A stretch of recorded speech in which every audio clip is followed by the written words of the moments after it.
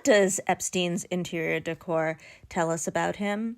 So Epstein lived in many places, including this New York townhouse, which was originally built for the Strauss family, who were the Makepeace family, as well as having died famously on the Titanic. So they didn't live in it.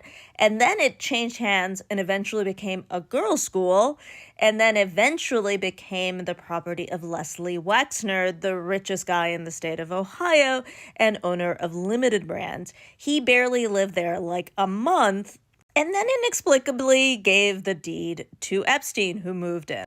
Wexner's interior was featured in 1995's Architectural Digest. He had a lot of historical furniture and a lot of Picasso, like a lot. I mean so many. He also had things like Chinese ceramics, African masks, and this image of Orpheus and Eurydice, this tragic love story where Orpheus loves her, goes to the underworld to get her, and then loses her when he turns back to see why she cried. Now compare that with what Epstein did with the space afterward. He added a lot of color and pattern. This looks like Rodin's Thinker. It might be pondering this image, which hung across from it. Sadly, this work was recently sold at auction. You could have had it for $300. He paired that with nude figure and mythical figure engaging inappropriately with women.